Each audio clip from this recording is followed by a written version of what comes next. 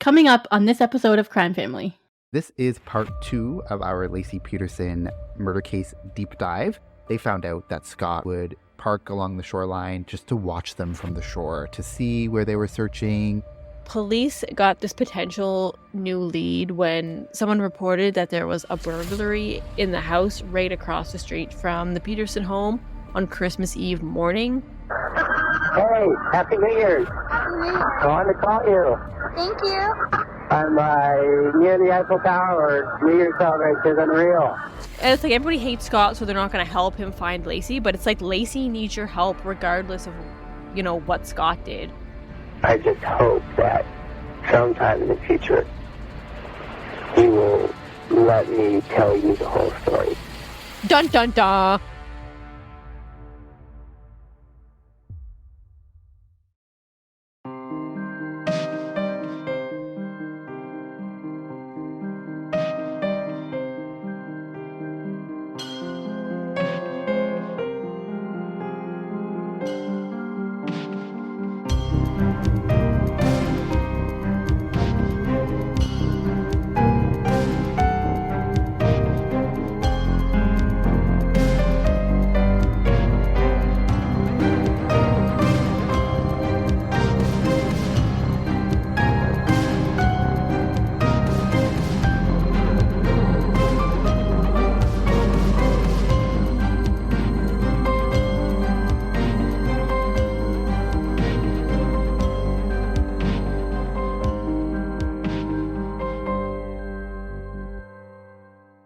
Hello, everyone. Welcome to Crime Family. I'm your co-host, AJ, and I'm here with my two sisters, Stephanie and Katie. And this is part 2 of our Laci Peterson murder case deep dive. If you listened last week, we covered the initial disappearance of Laci and some of the circumstances surrounding that day, and also some of the suspicions surrounding her husband, Scott, who the police are very quickly zeroing in on and also crafting this narrative of what they think happened to Laci and all the suspicious things they believe Scott is doing. But we're going to just get right into part 2, a little bit more into the investigation as it unfolds. So friends of Laci in the early days after she first disappears, they recall Scott's behavior as being bizarre during the initial investigation as well. They explained to ABC News that Scott had a strict set of rules regarding the search and the media permissions that he would allow. So for example, he never allowed any photos of himself to be put on missing person posters. It could only have photos of Laci and not of them together. He also told them that he didn't want the media taking any photos or interviewing him or anything of that nature, or at least initially. And due to this, he always requested to leave the volunteer center before the media would be allowed in. And so of course, like the volunteer center was this huge kind of hub where all the volunteers would come and they would kind of map out where they're going to search. And it was just kind of a meeting place for all the volunteers who helped with the search. And so Scott would ask to leave, and then only once he left would the media be allowed to come in and interview all of them and take photos of them and stuff like that. So this is what the friends are saying. So in ABC's 2020, where they're covering this case, they do interview many of Laci's friends who were there during the early days of the investigation, and they're recalling these memories of how Scott was behaving. And they say that one of the walls of the volunteer center was just covered in photos of Laci. So these were candid photos, her friends and her family would come to the center and just put any photos they had with Laci or of Laci, they would put on this wall just as a memory of her, or just to keep them motivated that, she was the center of their search and on all of that stuff. So this wall was there, and Scott made sure that every photo that had him in it was taken off the wall, which they thought was weird. Therefore, he wasn't in any of the photos that were put up on this wall. And it's obviously a strange request from a husband of a missing woman, especially because he's so adamant about it. And then he does eventually do an interview sometime after Laci's disappearance. And Scott has a defense for his actions regarding this. And he says in this interview that he thought the media had a tendency to put emotional aspects of stories on the airwaves for maybe a few days, and then they'd move on to something else. So he says that by withdrawing from the media and not really giving them that emotional moment that they were seeking right away, that they would continue to come back to the story and continue to broadcast about it, seeking that ultimate emotional plea from him. So he explains that his attempt to avoid the media was just a strategic way to have the coverage of the disappearance continue longer to bring more exposure to the case. This is a weird explanation, I feel, even as someone who believes Scott is innocent, but I do think that's kind of a weird explanation to give. So I found that kind of odd. I don't think it's weird at all, to be honest with you. I think he doesn't want, I think the reason why he doesn't, he says why he doesn't want his photos on there. But I think it's because he doesn't want the attention to go to him, and they want the attention to go focus more on Laci and find her and all that. So I think he just doesn't want his face to be published everywhere, so they can, like you said, so they can focus more on Laci and not more on him. Yeah, I'm going to kind of go more into this as what I think is the ultimate goal for this was, but I'm not going to say anything about that yet because it kind of a spoiler alert for, the big thing we'll reveal later, which probably most people already know anyway. But yeah, I feel like it kind of makes sense, but it's also at the same time it is kind of sketchy. So I don't know really how I feel about that approach. But I mean, of course, people think him being camera shy is super suspicious, but if he was also loving the spotlight, then they think he'd be acting weird as well. And not even just loving the spotlight, but if he was very photogenic or in the camera, just all the time, then they wouldn't like that as well. They'd be like, oh, he's putting on this big act that he's this grieving husband. And when he's doing the opposite, they hate that as well. So it doesn't really matter, like we said, what he does. They're looking at him as the villain. And so they constantly said he was acting odd. He was acting aloof. He wasn't acting like he was grieving. And that wasn't sitting right with people. But I don't know. I feel that's just the kind of person that he was. And I can kind of relate to that. He didn't want to grieve out in the public. He was doing that privately, probably. He didn't want to show his emotions out there. More of a suffer in silence kind of person. But at the same time, I feel like it would be very hard to conceal your emotions if you were very distraught and scared if a family member was missing and possibly, in harm's way. And if you didn't have any idea where they were, I think it just would be hard to conceal those emotions. In at least one of the press conferences, you can see Laci's father. He's unable to hold in his emotions. He breaks and he starts crying and he's hunched over while on camera. But again, Scott could be letting all this out in private and just not letting himself break on camera. And also, he avoids the camera so much so that it's not like he was constantly in the spotlight directly. So maybe it was easier for him to hide those desperate emotions. I don't know. I tend not to get caught up with these reactions. It would be different if he was laughing and joking all the time, acting like he was having a great time, if he was going out to clubs and getting tattoos while his wife was missing. That would be very weird. But just the fact that he's quiet doesn't stand out to me as super odd. Nancy Grace, of course, chimes in a lot in this case. And one of the things that she says, of course, is that his demeanor just rubbed her the wrong way right from the get-go. You can just picture that in her voice.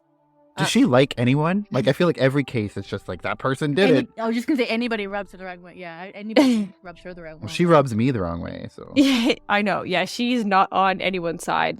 If your family member's missing, she hates you automatically. It doesn't matter who you are. And Laci's family was very supportive of Scott from the get-go, at least in the beginning. And they felt that he was not involved in her disappearance at all.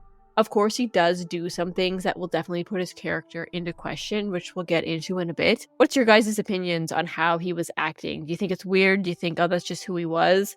Was he putting on a show? What do you guys think? Well, it's kind of like what you said, earlier in part one, where his family, he comes from a family who's very stoic, so they don't show a lot of emotion. So I don't think it's out of character for him to not show any type of emotion. And maybe they're the type of family that does it away from everybody. So to me, it doesn't seem like a red flag or suspicious anyway. Yeah, that's always, it just kind of, I feel like because we cover so many cases, it does get repetitive after a while because it comes up in every case. Especially when it's the husband or the wife of someone, there's no right way to act in anyone's eyes. I would love someone who's actually had to go through that and had to do that to give more of an idea, because I have no idea how I would act in that situation or how anyone is supposed to act. There's no guide, there's no manual on how you're supposed to act when something like that happens, because nobody who's gone through that before knows how they would react until it happens. So I feel it's hard to analyze. Obviously, there's some things that make it suspicious, but Well, Nancy Grace can tell you. yeah, apparently she knows the ins and outs of how you're supposed to react in every moment. And obviously, I have my issues with Nancy Grace, as we even talked about even in the last case we did, because she was all over that one too. But I just don't know. I feel like nobody can really have an opinion. I mean, obviously, I guess about Nancy Grace again, like, I think she does have a past where she had experienced a lot of loss, and I think her husband was murdered and stuff like that. So, I mean, maybe she knows how someone reacts genuinely in that situation. So I guess maybe she has a right to say that, but... Yeah, she knows how she reacts in that situation. Yeah. You can't predict someone else just because that's how you react. Yeah. And she's also very simplistic, I feel. Like, if you're quiet, you're guilty. If you're alligator crocodile tears, or you're overly emotional, you're guilty. So it's very black and white to her. I feel like she doesn't really consider the nuances of like how someone might be feeling in that moment, or take into account who they are as a person. It's more like her judgment on how you should behave, even though she doesn't know the person. So I don't know. Yeah, exactly. Yeah, I feel the same. Just like what Steph was saying, that I think that's just who he was as a person, and the way he was acting was completely normal for his normal demeanor. And it wasn't just like the local news that was trying to get a piece of Scott. Like, as we're talking about, this case kind of blows up in the media. It blew up very quickly, especially once the police started removing items from the Peterson home for further investigation. So among the items, there was 2 computers and 2 vehicles were removed and brought to the station, just so they could more closely examine these pieces for blood evidence, and the computers for just anything suspicious. And neighbors recall media and reporters being outside of the Peterson home 24/7. They were lined up down the street just wanting to get a glimpse of Scott or get any sort of response from anyone. And the media was obsessed with Scott, and the police were obsessed with finding evidence against Scott. And some sources say that because this was such a high-profile case and all eyes were on the police, the investigators in this case were really under pressure to hold someone accountable. And some speculate that that may have been why they had such alleged tunnel vision. If the whole world wasn't watching, they might have maybe taken more time to follow different leads. But because they were under such scrutiny and pressure, they wanted to kind of get this solved quickly, maybe, and just kind of pin it on somebody. And, with that being said, they had to check out why they thought Scott was really on his boat that day, because that was like the main thing they were saying. Why Scott was on his boat was to kind of, get rid of Laci. So that's a big thing that they honed in on. Mm-hmm. And we're going to kind of get into like more of their theory of like when they believe Scott killed Laci and all of that sort of stuff. Police say in this ABC 2020 episode, the detectives are talking about how in the days following the disappearance, they believed that Laci was going to be found in the bay that Scott says he went fishing at on the day that she disappeared. So they do really begin to do extensive searches of this area. And they're even putting it out there in the media that like, we believe her body's going to be found here. Like, they're kind of really showcasing where they're searching and all that stuff. So everyone kind of knows where they're searching and what areas they're searching and all of that sort of stuff. The media's on it and people are aware of it every step of the way. And so they're doing extensive searches of this area. And while they're doing this, the detective, I believe it's Amber Frey, but it could be one of the other ones. I forget exactly who, but they talk about how they found out that Scott was apparently renting cars, and he would drive along the shoreline, or he would kind of park along the shoreline just to watch them from the shore, to see where they were searching and just to keep tabs on them, I guess. He's not checking in with them to see how things are going necessarily. He's not calling them and asking. He's just checking up on them on his own. And they become aware of this, that he's kind of watching them from the shore, which they think is also suspicious. Like, why does he care so much about exactly where we're searching? So that is also something the police mention as something that was super sketchy for them. But again, this is coming from their mouths, which we know that they have it behooves them to talk about all the ways in which Scott was sketchy. So I don't necessarily believe everything they say. I just take it as with a grain of salt, mostly.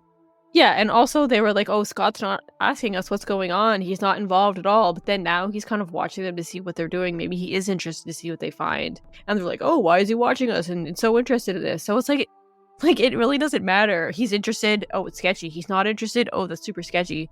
So, I mean, just whatever he does, they're going to hate. So I don't know, you kind of feel bad for him in these situations because he really was the villain from the very beginning. Yeah. I mean, it's kind of a scary thought to think all it takes is like in an instant, the police can decide who they want to pin a murder on. And from that moment on, it almost doesn't matter what you do because they're coming for you either way. So kind of a scary thought. Yeah, exactly. And of course, they were convinced that they were going to find something in the San Francisco Bay. And according to the Murder of Laci Peterson docuseries, there was about 27 searches conducted in total in the Berkeley Marina. And they did believe that Scott was there on Christmas Eve, obviously, like he said, because he did have the receipts. And so they believed that he used that time out on the water to dump Laci's body in the San Francisco Bay. Even though police were now searching for a body and not Laci alive, her family was still hopeful at this point. They believed that she still could be out there just waiting to be found, and they were not convinced that Scott had anything to do with her disappearance at this point. Of course, police asked Scott if he knew where Laci was, and he said no. And they also asked him if him and Laci were having any problems in their marriage, and Scott said no, that everything was fine. And this, as we will get into, was a huge lie that blew up in Scott's face, and it just added fuel to the media firestorm. Yeah, so as we've mentioned before, this case was a popular news story. It was everywhere pretty much from the very beginning, and it's being very highly publicized. So due to this, there was a lot of people coming forward with potential tips. And also, there was a lot of media coverage, both good and bad. Like, there were crazy conspiracy theories that were being thrown around in tabloid magazines. The National Enquirer was all over this case and saying that she was part of our satanic cult, or she was kidnapped, was part of this. Like, just ridiculous things that, you know, certain people love to speculate, and they eat that kind of stuff up. But so that just kind of goes to show you like how much was getting out there, and hard to decipher the truth from the lies. So it really muddies the water, and you have no idea really what to believe at a certain point. However, like Katie said, there were multiple people coming forward to say that they had spotted a pregnant woman walking her dog on Christmas Eve after the time that Scott says he went fishing that morning. So that means if he left already to go fishing and Laci is out walking her dog, then he couldn't have been the one to kill her if she went missing after that. So the police claim, of course, and they say in this ABC's 2020 that they actually discovered the identity of this pregnant woman who was walking her dog that day, and it wasn't Laci. So that meant that all these potential sightings of her could be explained. It didn't really do anything to lessen the suspicion on Scott. That's kind of what they chalk it up to. There was this other woman, Kristen, I believe her name is, that was also pregnant in the neighborhood. And they say that they were able to confirm that all these sightings were Kristen and not Laci, and that they looked similar, so people might have thought it was Laci. So because in their minds it was a different person, they didn't really believe or follow up on any of the leads. And I'll get to, I believe, in our last part, when I go into the back and forth, is he innocent? What's the deal? I go into detailed accounts of some of the eyewitnesses that are brought up in some of the research I've done, and it's riveting information that definitely makes you question whether it really was this other person that was the person that they saw, and makes you think it could be Laci for sure. So I'll get into that later, but just wanted to say that. Yeah, it's interesting that you say that, because the private investigator that Scott's lawyer hired, named Ed Ermoine, he spoke out in this A&E docuseries that I've been talking about called The Murder of Laci Peterson. And he says that he spoke to multiple witnesses that remember seeing a pregnant woman walking, like you said, walking her dog that morning. And when all the sightings were mapped out on a map, it made not a perfect circle, but it made a circle around the neighborhood where Laci lived, and they estimated that it would take about 45 minutes to do that route. So it was like every witness, they kind of put like a dot on the map, and then if you like connect the dots, it was like the circle around where Laci could have walked, because it was like a circle around her neighborhood. And I guess none of them actually knew Laci personally, so they couldn't be for sure. They couldn't say for sure that, oh yeah, that was her. But all of these witnesses say that police nor investigators talked to them at all about what they saw that day, and no one followed up with them at all. So yeah, like you were saying, it's the police are saying, oh, it wasn't Laci, but if you look into it, it seems like maybe it could have been, because no one actually talked to them about it. So just super interesting, the both sides of this. Yeah, and although, and I mentioned it in the last episode, the podcast Rabia and Ellen Solve the Case, they do mention that one of the witnesses, it's actually been confirmed, did know Laci personally. And this witness claims that she for sure saw Laci walking the dog, and it was her eyewitness account. It's kind of harder to ignore because this is a woman who knew Laci and knew what she looked like and knows it's her. She's not going to confuse Laci for someone else when you know her. It's easier to be that confident that it was Laci when you actually know her from before. So that's an interesting point, that there actually was a witness who did know her personally and says that it was her. Yeah, that is super interesting. And there's even one witness who said that she saw a woman matching Laci's description walking a dog, and said there were two men that were following this woman and the dog started barking at them, and one of the men said to Laci, or said to this woman with the dog, shut that fucking dog up. So kind of aggressive men following this pregnant lady around the neighborhood, it seemed like. So on December 30th, police got this potential new lead when someone reported that there was a burglary in the house right across the street from the Peterson home on Christmas Eve morning. And there was reports that a suspicious vehicle, as well as suspicious people in front of the house around 11:40 that morning. So, of course, people drew an immediate connection to this burglary and Laci's disappearance. So people were speculating that maybe she witnessed the crime and saw the people committing the burglary. And, because of that, she would have been able to identify them. And they're saying that they grabbed her to prevent her from going to police. But it doesn't take long for the police to hone in on suspects of this burglary. And on January 3rd, the police announced that they have people in custody for that crime. And they said that they determined that the burglary actually happened on December 26th. So 2 days after Laci had gone missing. So they're saying it couldn't have been connected. The owners of the home that was being burglarized were out on holidays. And so they didn't know it had happened until they got home. So that's why they can't pinpoint the exact day. And they're saying that maybe witnesses that saw a strange vehicle may have mixed up the days, or maybe the vehicles that they saw actually had nothing to do with the robbery because they saw these vehicles on the 24th. However, like I mentioned earlier, there were reporters outside the Peterson house all hours of the night and day since Laci disappeared, and they were there on the night of the 26th as well. And one reporter named Ted Rollins, he even said that he was outside the Peterson house that morning in the early morning hours of the 26th, and he said there was no one in front of the house across the street. No one suspicious, and he said if there was any movement at all in that house, he would have been over there and tried to talk to them. But he said he saw no one at all. So it's kind of strange that the police are saying this burglary happened on the 26th, when legit there was the reporters standing outside the Peterson house, just watching everything that was going on. Once it's seemingly sorted out, even though they can't agree on the timeline of that robbery, the police are able to put their focus back on Scott again and Scott only. And so the world was already watching Scott's every move, but there were things that the police were keeping from the public, of course, so that they could further hone in on Scott and see how far he would go with some of the lies that they suspected that he had. And it turned out that Scott did have a bunch of lies that he was keeping from everyone. But before I go into that, I actually just want to say, I don't believe at all that the police...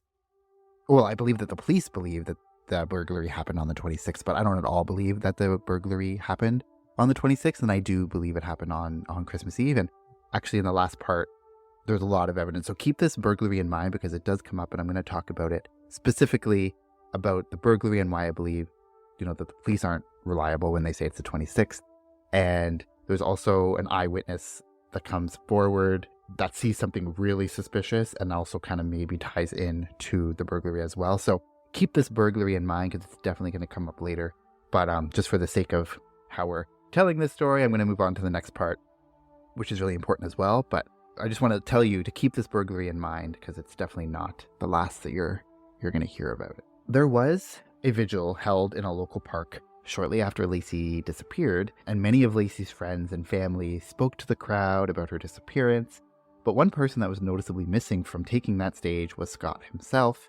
He claims that the vigil was not a moment to take the spotlight, which he would have if he took that stage, presumably because he was under such suspicion at that time that he just didn't want to take the stage and take the focus away from Laci. So the candlelight vigil took place on New Year's Eve, only a week after Laci disappeared, and around the time of the vigil, instead of taking the stage to talk about her disappearance, he's on the phone with a woman named Amber Frey, who turns out to be his mistress.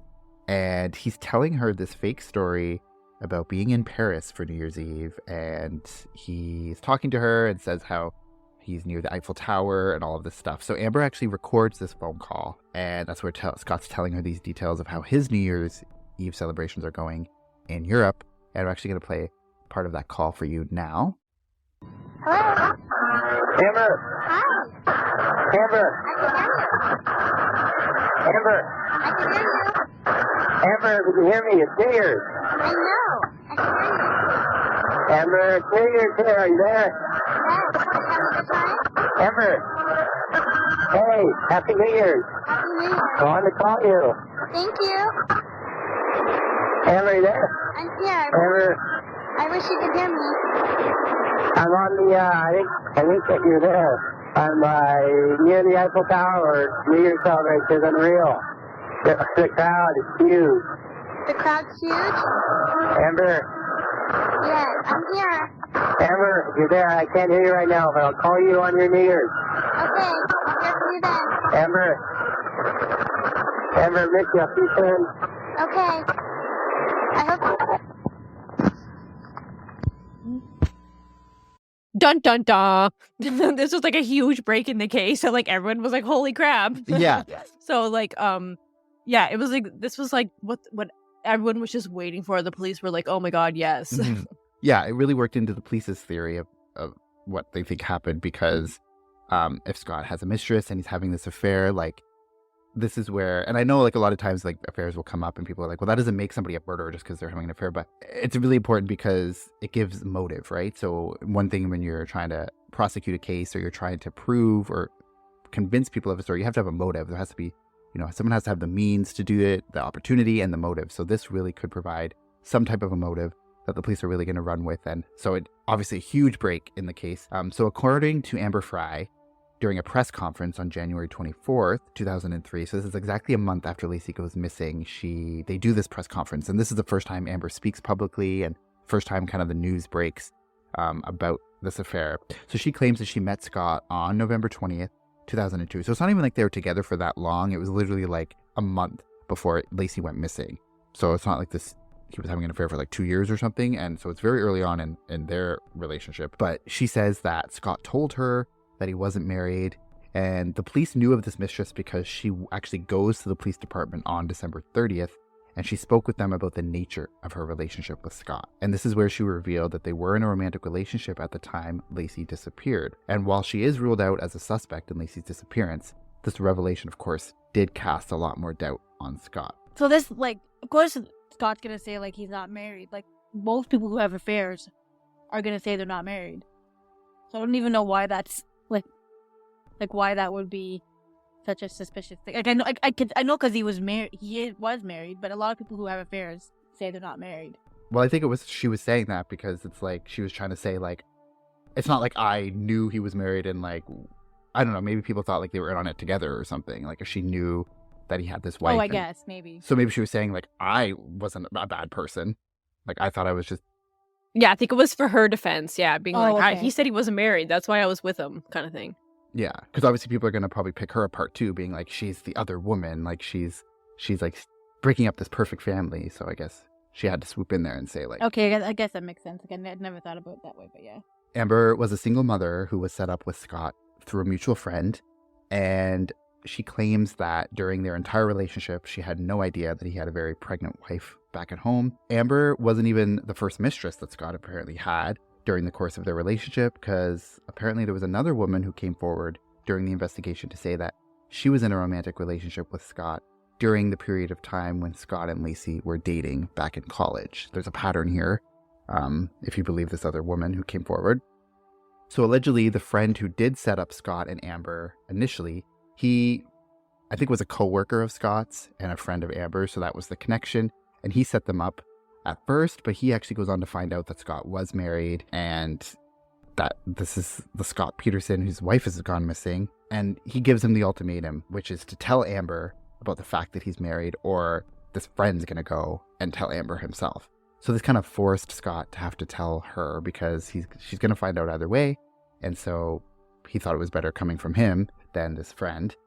So Amber says that when Scott told her the news, he becomes very emotional and he explains that he had been married, but that the upcoming holidays would be his first Christmas without her. So I'm going to play a little bit of that call because she also recorded this call of when he tells her that he's married. I believe, or maybe she already knew at this point. It's kind of hard that the timeline, maybe I don't really know the timeline because she's recording this call, so maybe this is after. Yeah, she knew that all these recordings, like, she had already known, but she didn't tell him she knew. Like, she pretended she didn't know still, and it was like he didn't know she knew. Kind of thing. So he didn't know that she knew, and he's, coming to her with this confession, not knowing that she already knew, and that not knowing that she's recording this call. But yeah, I'm going to play a little bit of that recording of when he tells her the news. That isn't news to her, but. Okay. I'm so sorry that this has happened, and I'm so sorry I'm going to hurt you in this way. I don't want to do this over the phone. I want to tell you this. I want to be there in person to tell you this. But I'm sure that's why Saki called you. What? I'm sure it's why Saki called you. Why would Saki? What are you talking about? It's the worst thing. Sorry, Amber. I'll just tell you. Okay. You haven't been watching the news, obviously. No. I have not been traveling during the last couple weeks. I've lied to you that I've been traveling. Okay. The girl I'm married to, her name is Laci. Mm-hmm. She disappeared just before Christmas. Mm-hmm. For the past 2 weeks, I've been in Modesto with her family and mine, searching for her. Okay. She just disappeared, and no one knows Okay, now, where she's been. Scott? And I can't tell you more because I need you to be protected from the media and Ayana. Okay, they are amazing. Scott, Yeah. are you listening? I am. You came to me earlier in December and told me that you had lost your wife. What was that about? She's alive. What? She's alive. Where? She's alive? Where? In Modesto. Now, I know, this is the hardest. I wanted to tell you first. You need to protect yourself from the media. Okay. Okay, if you've been watching the news at all, or you haven't, the media has been telling everyone that I had something to do with her disappearance. So the past 2 weeks I've been hunted by the media. And I don't want you to be involved in this to protect yourself. It's to protect all of us. To protect all of who? Everyone involved. So where is she? That's what we are trying to find out. It's a nationwide search. It's a $500,000 reward for information leading to her safe return. Okay, so again, you never answered my question. Why did you tell me it would be the first holidays without her? I can't. Trudy, I can't explain any more now. When? I'm so sorry. You should be so angry at me, and I hope you are. Yeah, isn't that what you told me before? Oh, I wish, it'd be so much easier if you just hate me and not want to talk to me. And of course, the person I am, of course I'm going to say, you told me you lost your wife. You sat there in front of me and cried and broke down. I sat there and held your hand, Scott, and comforted you. And you were lying to me. Again, you're lying to me about lying. I lied to you about traveling, yeah. That's among everything else. That's just an added. I want to explain to you so badly, but I can't now. And I hope, and I can never ask you to trust me or to even listen There's to no me way again. I possibly can. I know it. I can never ask you to do that to me. And I just hope that sometime in the future you will let me tell you the whole story. And I cannot ask you to do that. That makes a lot more sense to me now, Scott. What's Of that? course you couldn't tell me the story about your wife because it hadn't happened yet. And you were hoping to resolve in January that it'd be resolved and you'd have a story to tell me. Do you think I had something to do with her disappearance? Ever do you believe that? Well, let's see. How can I believe that? How can I believe that? How could I believe anything for... I am not evil like that. I would hope not. So Amber says that she didn't pry about the details of his wife's death. So she assumed, like, when he's saying that she had died, that because she's interviewed in 2020 and they talked to her and she's saying how he had mentioned that his wife had died, but she didn't pry.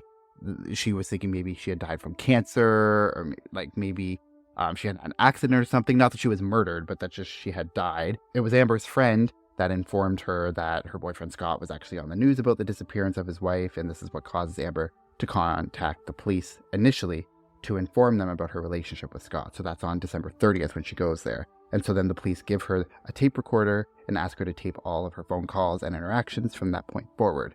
So that's when she records the New Year's call from Scott when he's reportedly supposed to be in Paris. And also when she records that call that we just played as well. And in reality, like, he's attending the candlelight vigil, or he's supposed to be attending the candlelight vigil for his pregnant wife who's been missing, not in Paris at all. So that's kind of how that happened. And so I guess she had thought he had been married before, because she says that his wife had died from maybe cancer, an accident, and that he was starting to move on with her.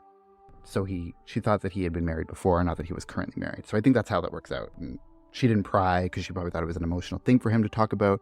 So she just took him at his word that he wasn't married. But then, of course, like I said, she finds out from this friend, and she finds out, and then she records this call and all that stuff. So it comes out to the media in January that she is his mistress, and that this is kind of, she tells them the timeline of their relationship from November on. So that's kind of how that goes out. Of course, that's breaking news, like we said.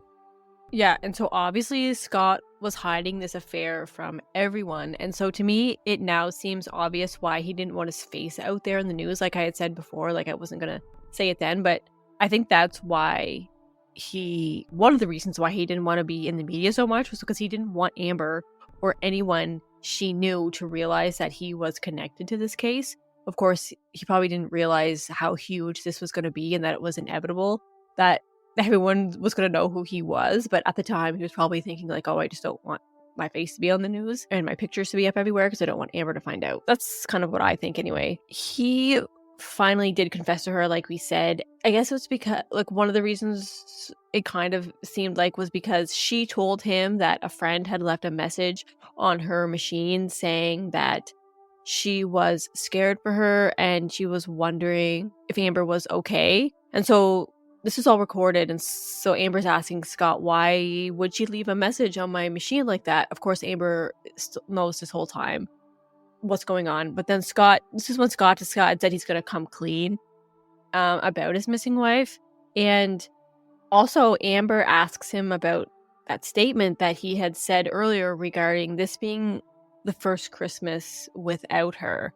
And Amber states that Scott had said this on December 9th, and this was weeks before Laci was even missing. So she's asking him, why would you say that back then, before all of this went down? And Scott says, quote, "There are different kinds of loss, Amber," end quote. And so it wasn't really until Laci's family learned about Amber that they turned on Scott. And once I had found out, Laci's mom, even said, like, why did he have to kill her? So it was kind of this revelation that he was having an affair, where Scott's family was finally like, oh my God, he actually did do this. That's what they thought.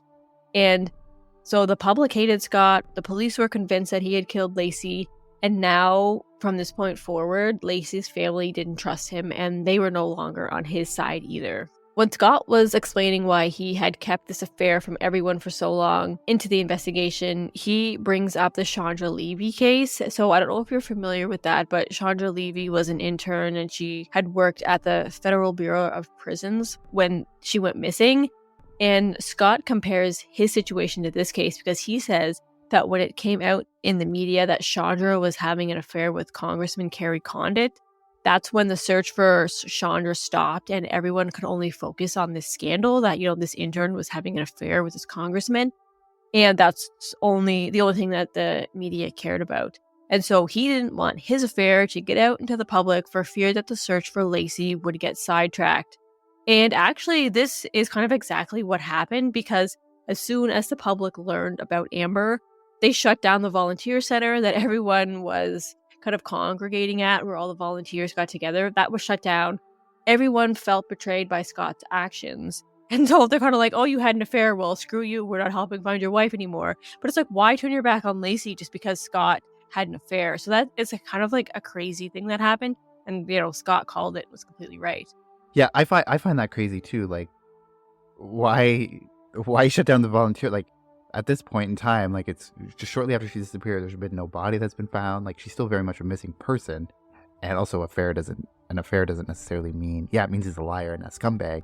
That doesn't mean he murdered her. So it's just weird that they would, like, shut down all messages. Like, don't they still care to find her?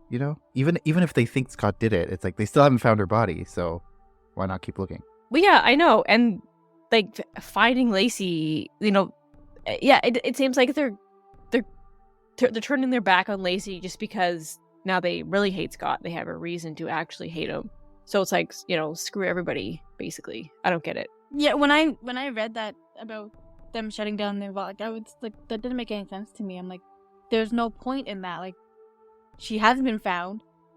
Like, you still need to keep looking. Just because you think Scott did it still doesn't mean, like, there's still no body, so you can't really know the outcome until you have that body. So it's like, well, yeah, and it's like everybody hates Scott, so they're not going to help him find Laci, but it's like Laci needs your help regardless of, what Scott did, right? Scott had an affair, but Laci is still missing. So, yeah, it's kind of crazy, the rationale behind that. Like, yeah, like, that should motivate you even more to find her, to, like, get justice for her. If you think Scott did it and you think he's a scumbag, it's like, well, no, we're going to go and find her body and then bring him to justice quicker. Like, to me, that seems a logical reaction to that. it just goes to show how, like we've said before, how tunnel vision the police were, because they were so adamant that it was Scott, and like this affair thing, it just kind of like made it even bigger for them that, like, yes, Scott did this, but yet there's still a person who needs to be found, and you're not doing your job by stopping the volunteers searching. Yeah, I don't think it was the police that shut down the volunteer center. I think it was just like the volunteers were kind of like, well, we're done with this. And yeah, and like we said, just because he had an affair, yes, that's a scumbag thing to do. His wife was 8 months pregnant and he's cheating on her. That doesn't mean he killed her either, right? Those two things, like, don't equal each other. So whether you like Scott or not in the situation, it doesn't mean he did it. And that doesn't mean the search has to stop, which is kind of what happened. But then months later, another big thing happened in this case, and it was April 13th, 2003. The remains of a male fetus was found on the shoreline of San Francisco Bay, and then the following day, a torso is found in the San Francisco Bay. This is a place where the police had been extensively searching for Laci's body, and this is where these remains happened to wash up. And so at this point, they don't know who it is, but, everyone has this feeling that, oh my God, this is them. They've been found. They're dead in the bay where Scott had went the last day Laci had been seen alive. So yeah, so I want to go back. We're going to get more into, obviously, the discovery of the bodies and much more detail about that in the next part. But before we do that, I want to go back and just ask you guys, like, what are your thoughts on the whole, Katie kind of already said it, but what are you guys' thoughts of the whole Amber Frey situation? Like, obviously, him having an affair doesn't make him a murderer. It makes him a bad person, but doesn't make him a murderer. So what are you guys' thoughts of, like, that revelation of that? And I guess, like, what I said earlier about, like, it doesn't really make him a murderer, but it does really give the police that ammo to put that motive, right? Because that's really going to help the prosecution in a trial if you have this, as you can say, as the motive. And also, what do you think of, like, that stuff that he said to Amber about, this is my last Christmas without her? And then she questions him, like, why would you say that? And then his wife turns up missing, like, a couple weeks after he says that. So that's kind of sketchy. Like, what do you think of all that? I think the statement he made about his wife, like his Christmas without his wife, is kind of weird because she wasn't missing at that time. So that's a little bit sketchy for him to say that. Like, why would he even say that? But to go back to the Amber Frey thing, like, their affair was, like, what, a month long? Not even? So, like, to me, like, that wouldn't really be a motive for me to go and kill my pregnant wife. I could see if the affair was, like, 2 or 3 years, like, hidden for that long. But for, like, a month, to me, I don't think it has anything to do with Laci's disappearance and her murder. For me, even before I heard Scott say, well, there's different kinds of loss, when he was trying to explain himself about why he said that this would be his first Christmas without Laci, to me, like, my first thought was, oh, okay, maybe he actually is going to try and end his relationship with Laci. He's not actually planning on spending Christmas with her. And that's what he told her at that time, because he wanted, to kind of get out of this relationship. Why he would choose Christmas to break up with her, I don't know. But that is a possibility as well. Like, he's planning on leaving her and they're not going to spend Christmas together.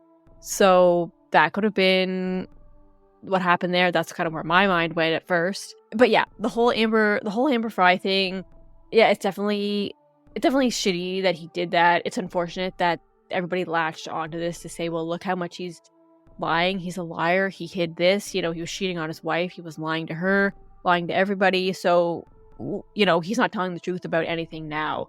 And so I think it is a really unfortunate thing to have happened in this case, for Scott, if you're on his side about this. But at least it's only a month long, like Steph said. So I don't know how, like, serious he was into it, if he was going to leave his wife for her. But yeah, it's crazy. Yeah, and I think, while obviously I don't think the Amber Frey thing, I mean, it's, like I've been saying, it's not evidence of murder. It's definitely not anything of that nature. I don't think it's necessarily relevant to the case, only in the fact that it's only relevant in the fact that it's going to give the prosecution or the police that motive that they're looking for. And yes, you can say it only was a month long. Like, are you really going to kill your wife over someone you met for a month or known for a month? But I mean, the police didn't really need much to go on before, and they still were going to pin it on him anyway. So the fact that even if it was only a month long, like, they're still going to take that and run with it, because to them, this is, like, the critical piece that they need to prove motive or to convince at least the public. Yeah, like, they were going to run with the narrative that Scott was guilty with or without Amber. And then the fact that Amber came along, they're like, oh, yes, this is perfect. Like, I remember in that documentary, one of the detectives was saying, like, yeah, they were just hoping for someone like Amber to come forward. And then when she did, they were actually like, oh my God, yes, this made our case. Amber did the right thing, of course, by coming forward, because it's important to know that in the investigation. I mean, in a way, even if I don't think it's relevant to the murder, but by doing that, she really fed into this narrative that the police were going with, which obviously she doesn't know that, and it's not her fault. But when the police are sketch, everything it's just, it never goes well. Yeah, and also I think just the Amber Frey thing is, like, gotta put the final nail in Scott's coffin, because they were coming for him anyway. But then this Amber Frey thing, they were like, yep, this is definitely it, and there was, like, no turning back. I feel like people that maybe were on the edge, maybe, oh, I don't know if Scott did it. As soon as they heard about Amber, they're like, oh, yep, this is why he did it, and he definitely did it. So, yeah, just not a good look. Yeah, and I think, like, there's nothing that the public doesn't like a person who has an affair. So, I mean, there's levels. I mean, obviously having an affair isn't a crime, but it's like there are levels to being a shitty person. Obviously, murder is way up there. It's like having an affair doesn't equate one to the other. So that even to me is not enough of a thing of, like, okay, you did it just because of that. I mean, it proves that you can lie, or proves that you can have the ability to do that, but it doesn't really prove much else that's relevant to the case, I feel. But obviously it was enough too for this family to turn on him too, because they said this was the tipping point for them where they're like, okay, Scott's are the person who did it because of this. So I kind of feel like maybe they didn't want to believe it at first, but then as things kept coming out, they're like, oh, maybe, but I'm still not sure. And then as soon as the Amber Frey thing came out, that was a tipping point for them. And they were like, yep, this is it. He definitely did do it because of her, basically. yeah, and also like one last thing too about that is, even if, you know, the family still believes that Scott's guilty, and they full-heartedly believe that he killed her, you can't really obviously blame them because, and I think even back then too, like in 2002, 2003, it's like 20 years ago, I think even more, I think it's more so in like the most recent decade where it's like people are coming to realize more and more how shady the cops are and how much corruption is there, even if people may have known it then, but I think you're more prone to believing the police. You know, if the police are coming to you and the investigators are telling you this is the evidence they have and that's the narrative they're pushing, like the average person isn't going to push back against that if that's what they're being given. I think now in like the current climate and all that's come out and all that we know about how crooked the cops are due to like true crime docs and stuff and all the cases we've covered, it's much more of an uncertain, like I wouldn't trust necessarily the police and what they're telling me. But back then, you're probably more likely to do that. And even if it's your own family, I mean, you want to believe that the police are doing the right thing. And I guess to cope with it yourself, you want to believe that they're going after the right person. So you can't really even blame the family for their thinking that Scott did it either, right? Or I can't anyway. No, definitely. And kind of like I mentioned before, when the police were looking in San Francisco Bay for her body, Laci's family still wasn't convinced that she was dead. They still had this hope, of course, that she was out there. So they weren't following the police's lead every single step of the way. That I think finally, like, everything just collapsed and they were like, yeah, the police had it right the whole time. And they just kind of like succumbed to everything. So it's unfortunate. Yeah. Like, I just don't understand why the family just completely did a 360 on Scott. Like just because of the affair, like that doesn't, to me. I mean, because like I feel like he's not guilty. So to me, for the family just to like turn on him like that is just so sad because they were like, in his corner this whole time, and then that one little thing, but like that affair just kind of like, I don't know. I think it was like what AJ said. It was kind of like they didn't have a motive. It was like there's no reason for him to do this. They had a loving relationship. He loved his wife. But then that was the motive. It's because he wanted out and he had somebody new. And so that was kind of like, it was kind of making sense to everybody now, almost. Yeah, I guess. I could see that. That kind of makes sense. But I don't know. I just kind of feel bad for Scott because like now that like this thing is out there and like everybody that was supporting him is just like completely gone the other way. Yeah, so definitely a lot that's going on. Even this affair gets revealed to the public. Like this is only, a month after she went missing. So we're still very early on in this investigation. And then of course Katie said that in April they do find the body of the male fetus on the shoreline and then the torso found in the San Francisco Bay. And that's in April. And that's where we're going to leave it for this episode. And we're going to pick up with the discovery of the bodies and what that evidence may or may not show us, and go deeper into the trial and all of the events leading up to that and all of that. So that's where we're going to start part 3. So thank you so much for listening to us this far in the Laci Peterson murder case deep dive. We hope you have been enjoying our discussion of it and are following this story as we go along here. And thank you so much for listening. And you can follow us on all the social medias. So on Instagram at Crime Family Podcast, on X at Crime Family Pod 1, Facebook at Crime Family Podcast. We're also on YouTube. You can follow us, subscribe to us on there, and watch all of our episodes or listen to all of our episodes on YouTube as well. You can get some merch for the show. The link to that is in our show notes. You can become a patron on our Patreon.